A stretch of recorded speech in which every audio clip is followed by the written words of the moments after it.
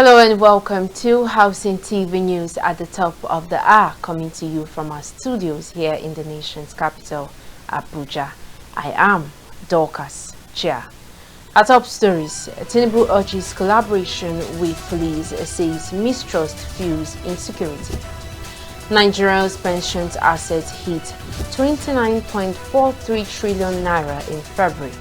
Windstorm damages newly built Abuja bus terminal. On the foreign scene, Iran reopens Strait of Hormuz as Trump announces 2-week ceasefire. And now the news in detail.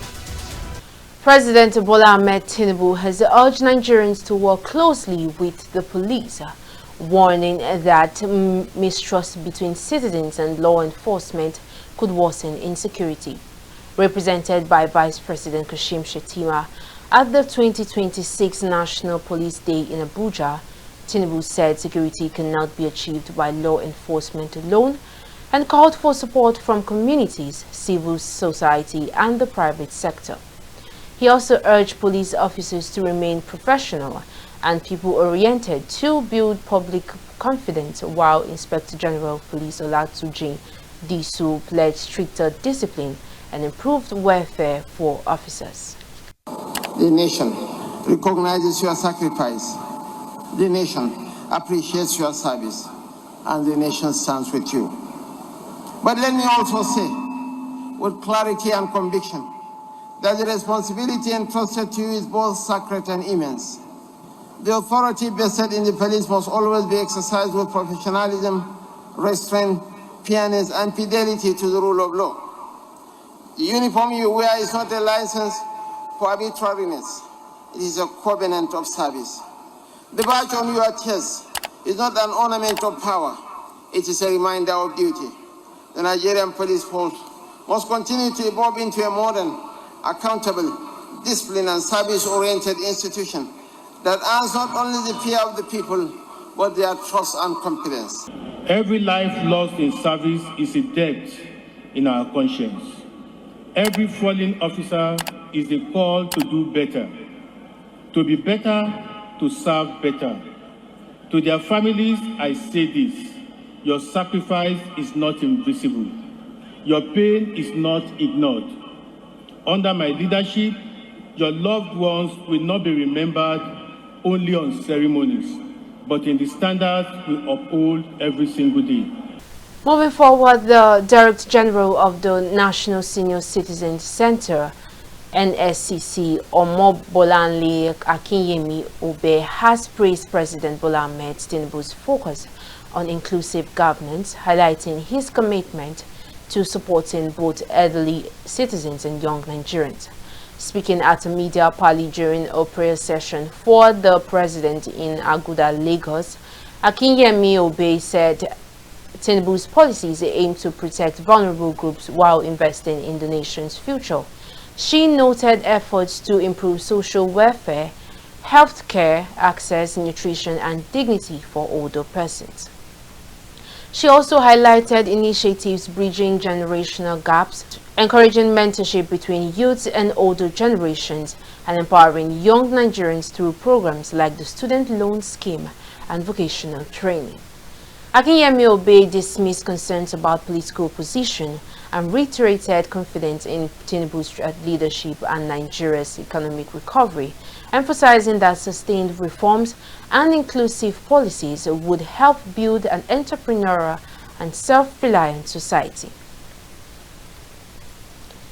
And now the Nigerian's pension assets rose to 29.43 trillion naira in February 2026, recording a 1.39 trillion naira increase from 28.04 trillion naira in January, according to the National Pension Commission, PENCOM.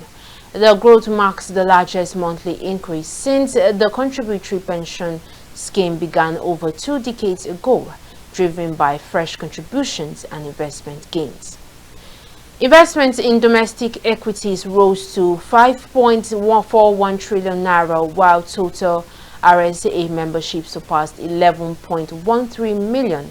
RSA fund IV remained the largest, managing 12.67 trillion naira. PENCOM recently adjusted investment guidelines to allow more equity investment aimed at improving diversification and boosting returns.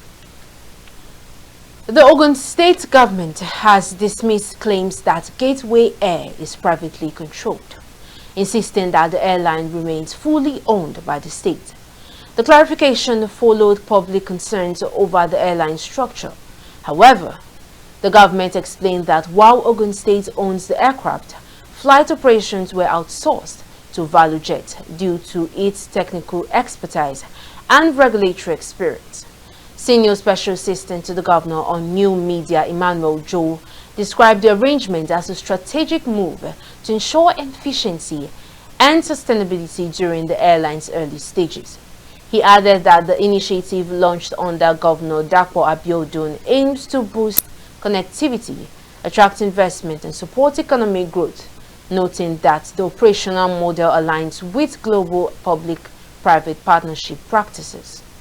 We'll now take a pause here, and up next are news stories from the build sector. Do stay with us. Visit Housing TV Africa on YouTube and click on the subscribe button. Subscribe to Housing TV Africa to stay updated on latest happenings in Nigeria's housing sector.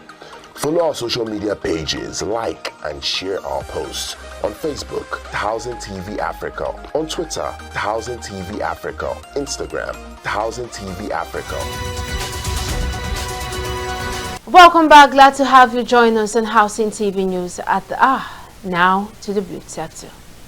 A wind storm accompanied by heavy rainfall on Tuesday damaged parts of the newly constructed Kugbo bus terminal in Nyanya, Abuja, raising concerns about residents and commuters.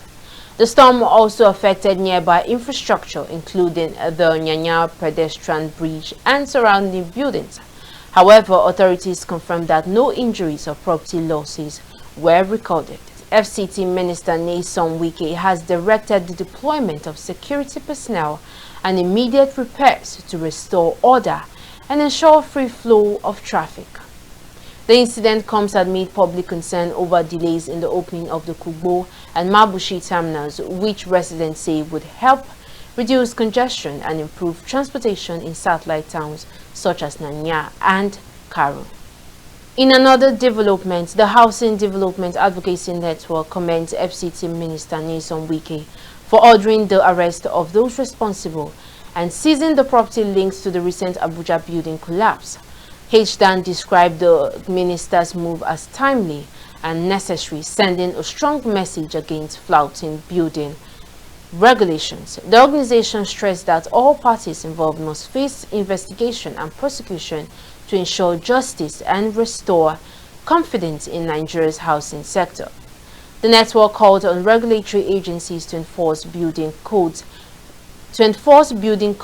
and ensure only qualified professionals are engaged in construction.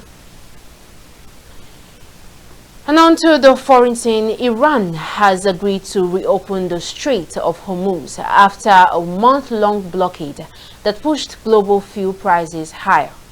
The strategic waterway, which handles about 20% of global liquefied natural gas and 25% of seaborne oil trade, will reopen for 2 weeks under a temporary ceasefire brokered by Pakistan's Prime Minister Shehbaz Sharif. Iran's Foreign Minister Abbas Araghchi said the country would suspend defensive operations if the United States and Israel halt attacks.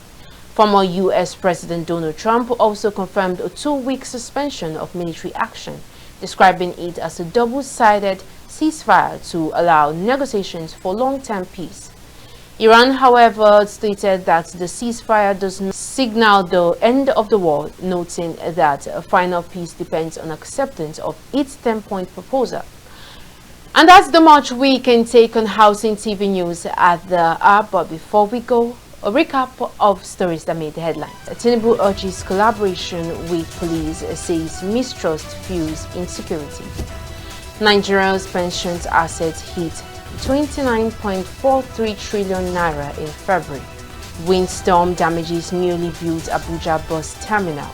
On the foreign scene, Iran reopens Strait of Hormuz as Trump announces 2-week ceasefire. For more news in the housing sector, do well to subscribe to our YouTube channel, Housing TV Africa. Follow us on all social media platforms and download the Housing TV mobile app on your Google Play Store and Apple Store. Many thanks for watching. I am Dorcas Chia. Bye for now.